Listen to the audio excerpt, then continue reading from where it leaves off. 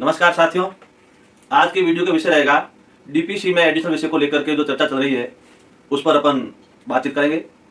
तो सबसे पहले मैं आपको जानकारी देता हूं कि अभी एडिशनल विषय को लेकर के 28 जुलाई 2022 को विभाग के द्वारा जो आदेश जारी हुआ था और वो आदेश दे करके एडिशनल वाले, एडिशनल प्लस एमए वाले और जो डीपीसी में लिस्ट में नाम है और जो शिक्षक प्रभावित हो रहे हैं, तो मैंने पहले एडिशनल वाला का वीडियो आपको पहुंचाया, उसके बाद में एडिशनल प्लस एमए वाला। अब आपको डीपीसी पर बता रहा हूं क्या ये डीपीसी इसके योग्य है या नहीं है, तो ये तो निर्णय सरकार करेगी। लेकिन फिलहाल मैं ये कह देता हूं कि जो तृतीय श्रेणी शिक्षक पहले लगे हुए हैं, कई सालों से लगे हुए हैं और उन्होंने एक विषय को लेकर के एडिशनल किया और उस एडिशनल विषय को लेकर के आप वरिष्ठ अध्यापक बन गए। हजारों शिक्षक बने हुए जो तृतीय श्रेणी से द्वितीय श्रेणी में बने हुए हैं और बनते जा भी रहे हैं। ये एक राजस्थान की इशू नहीं है।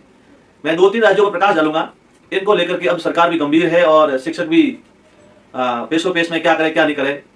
तो सबसे पहले आपको इसको समझना होगा ये सिस्टम क्या है, किस प्रकार से रोक लगी, क्यों लगी, लगने का कारण क्या था, अब इसको किस प्रकार से रोक को हटवाया जाए। तो ये सारी प्रक्रिया है। तो सबसे पहले तो आप आरआर देखें, हर राज्य की जो आरआर है, रूल्स एंड रेगुलेशन, तो इसमें आपके प्रमोशन के और नियुक्ति के क्या नियम एक है, अलग है। हम आपको बता रहे कि हमारे साथ क्या हुआ था। सबसे पहले 2008 में जब एडिशनल वालों को विभाग ने बाहर किया तो हमने एक साल तो वैसे ही इधर उधर देखा क्या है मामला, कैसे है। तो कोर्ट ने भी इस मामला समझ में आया नहीं, क्योंकि ये पहली बार ऐसा मामला था।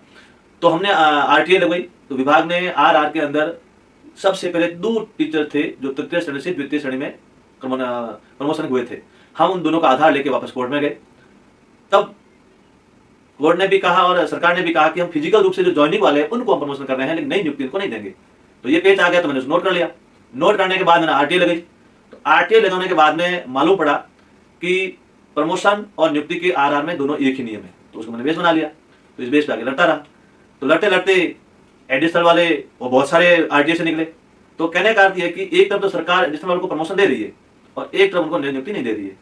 तो सबसे पहले तो आपको एडिशनल विषय को समझाना पड़ेगा कि ये एक 1 ईयर को करके कंफ्यूज है। तो सबसे पहले आप एक अच्छी तरह से, चाहे न्यायालय में हो चाहे विभाग को हो, एक तालिका बनाए पूरी अच्छी तरह से कि ये एडिशनल विषय है जो ग्रेजुएशन के बाद ही होता है। सबसे पहले तो आपने 3 साल पढ़ रखा है। उसके बाद उस समय जब आप पढ़े उस समय आपका वो विषय उस कॉलेज में नहीं था या आपको उस विषय की रुचि नहीं थी, आपने ग्रेजुएशन कर ली, उसके बाद में आपको लगा कि ये एक विषय है इसको लेकर के मैं अपने द्वितीय श्रेणी में शिक्षक भर्ती में जा सकता हूँ। तो इस बेस पे आपने एडिशनल की। तो एडिशनल की तो आपको पता है कि इसमें आपके 3 पेपर होते हैं। तो तीनों साल के वहाँ ये जरूर है कि किसी यूनिवर्सिटी में 1 साल में करवाती है, कभी 2 साल में करवाती है, लेकिन उसका जो बेस है, उसके मूल आधार है और जो टर्म्स एंड कंडीशन है वो सारी की सारी बीए के साथ चलने वाले विषय की है।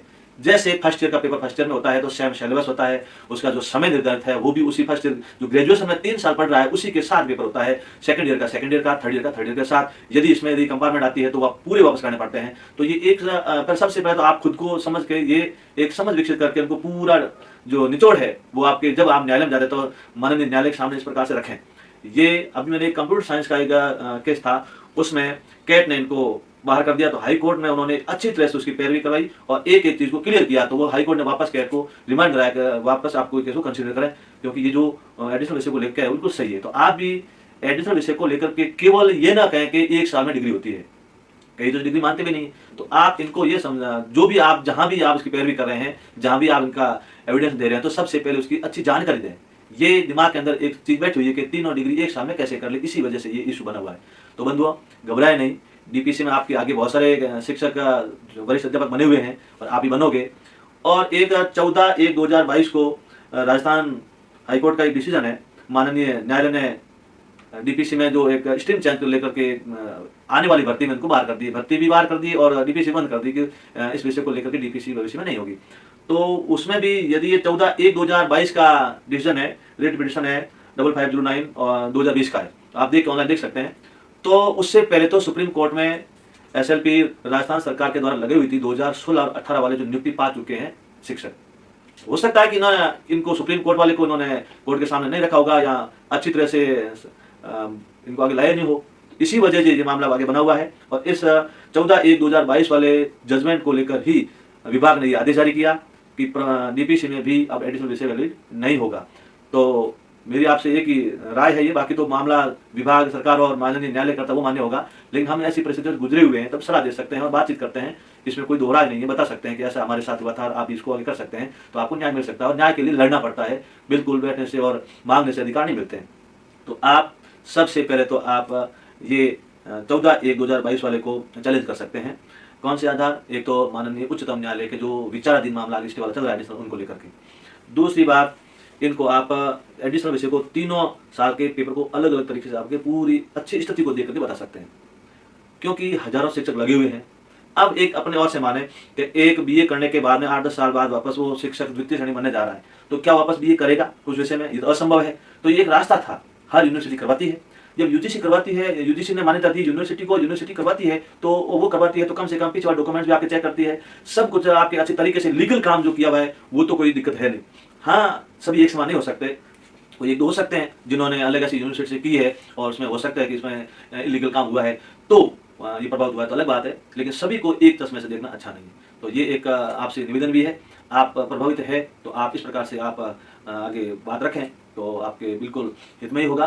धैर्य रखें, घबराएं नहीं। अब आप 10 साल बाद वापस बीए थोड़ी जाओगे, तो आप स्ट्रीम चेंज हो, चाहे कोई भी स्ट्रीम में है, चाहे साइंस है, चाहे कॉमर्स है, चाहे आर्ट्स है, आप जिस विषय में एडिशनल करते हो वो एडिशनल आपके प्रमोशन में अभी तक, यानी अभी 22 जुलाई 2022 से पहले विभाग आपको पदोन्नति दे रहे थे, अभी ये 24/1/2022 वाले जजमेंट से पदोन्नति नहीं दे रहे, तो इसको चैलेंज कर सकते हो। चैलेंज किया भी है, कि जा भी रहे हैं, बच्चों के फोन, शिक्षकों के फोन भी आ रहे हैं, हम सलाह भी दे रहे हैं, हमारे जैसे आपको एविडेंस जरूर करते हैं कि हम आपको बिल्कुल देने को तत्पर है, करते रहें। लेकिन इलीगल काम में कोई ऐसा है तो उनको छोड़ के वास्तविकता से सच्चाई से किए हुए उनकी कोई दिक्कत नहीं है।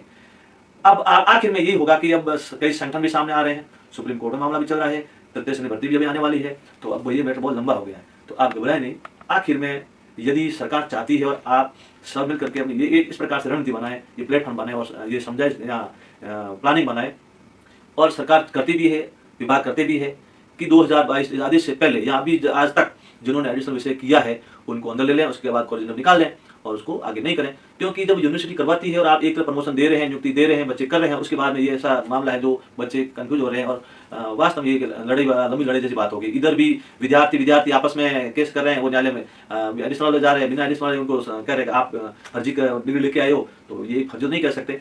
तो इसको लेकर के ये संदेह बना हुआ है, आप अच्छी पैरवी करें, अच्छा बिल्कुल एविडेंस लाएं, RTI लगवाएं और इसके माध्यम से आगे सही होगा। और जो लगे हुए हैं DPC में प्रभावित है वो भी आप वापस, ये तो नहीं कि आप बैग जाके ऐसे करेंगे, पदोन्नति सबको चाहिए, तो आप कर सकते हैं, किए हुए हैं, पदोन्नति मिली हुई है, आपको भी मिलेगी, लेकिन उसके धैर्य रखना पड़ेगा, लड़ना पड़ेगा, उसके लिए ग्राउंड बनाना पड़ेगा। बिल्कुल आप एविडेंस ला सकते हैं, RTI के माध्यम से जवाब मांग सकते हैं।